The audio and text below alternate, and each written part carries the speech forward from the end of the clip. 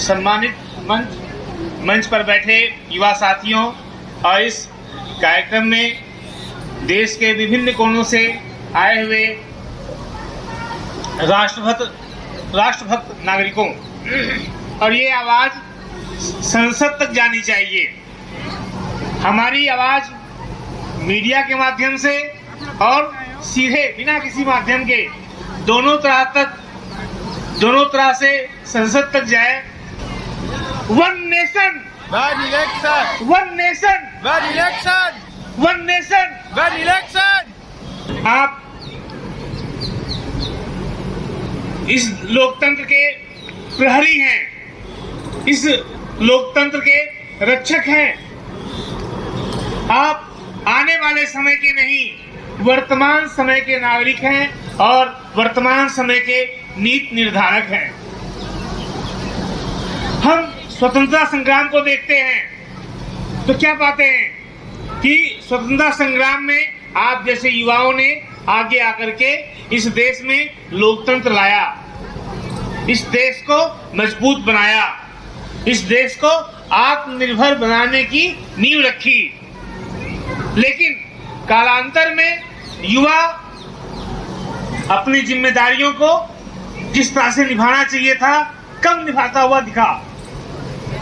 आज 2025 का युवा इस देश को मजबूत लोकतंत्र के रूप में बनाने का संकल्प ले रहा है।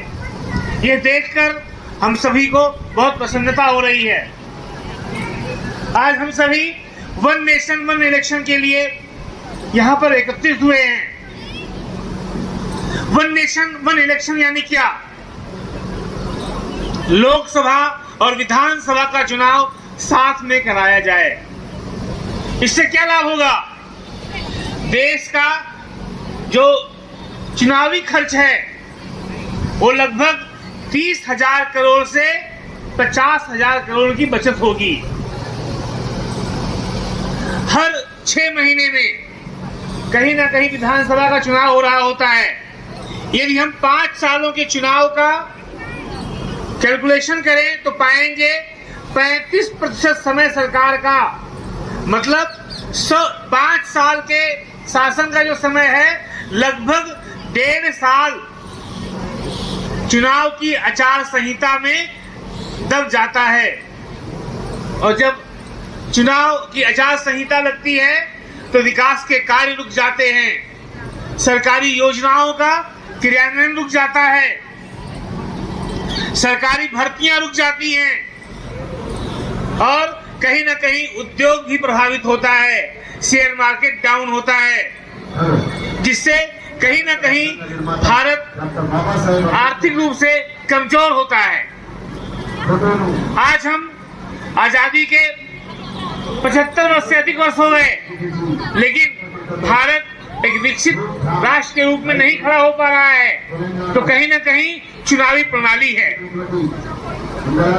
जब 10वीं अनुसूची लागू करके दल बदल कानून रोका गया था, जिससे संसद के व्यवहार बदले थे, लोक संसदीय परंपरा में करप्शन रुका था, सांसदों की खरीद फरोख्त रुकी थी। वैसे ही वन नेशन वन इलेक्शन होता है तो मतदाताओं का स्वावलंबन बढ़ेगा।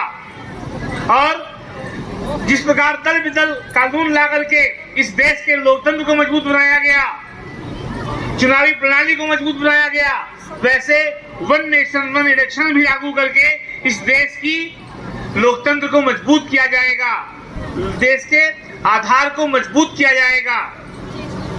और मैं 2 बातें आपको और बताना चाहूंगा। आप जब चुनाव होता है तो कोई ये दैनिक क्रिया नहीं होती है। लंबे 6 महीनों का एक लगातार मॉक ड्रिल होता है। उसमें अर्धसैनिक बलों का, प्रशासनिक अधिकारियों का, राजनीतिक दलों का और देश के मतदाताओं का।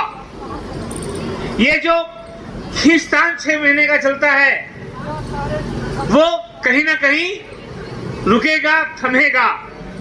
और आपने भी देखा, लोकसभा चुनाव हुआ, लोकसभा चुनाव का जो वोटिंग प्रतिशत रहा कहीं 55 से 60% के आसपास रहा। यदि इतने बड़े लोकतंत्र में मतदान 55% हो रहा है तो कहीं ना कहीं हमें सोचने की जरूरत है।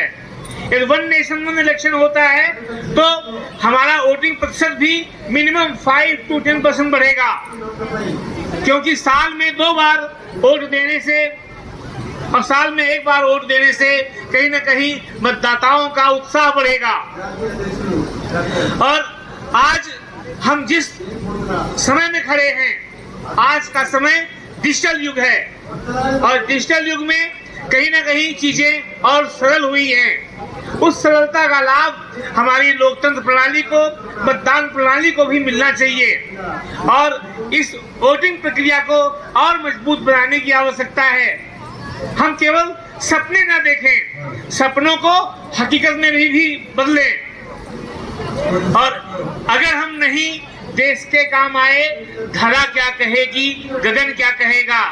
यदि हमने देश की मजबूती के लिए कार्य नहीं किया, अपने उत्तरदायित्व का पालन नहीं किया, तो आने वाली पीढ़ियां हम युवाओं को भी, आप युवाओं को भी कहीं ना कहीं कटघरे में खड़ा करेंगी। और एक बार मैं पुनः बोलूंगा, वन नेशन वन इलेक्शन। इतना तेज बोलिए कि ये आवाज पार्लियामेंट तक जाए।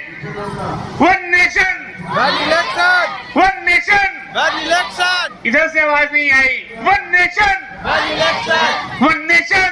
One election. भारत माता की, जय, भारत माता की। जय, एक राष्ट्र, एक राष्ट्र। एक चुनाव, भारत माता की, जय, भारत माता की। जय। धन्यवाद।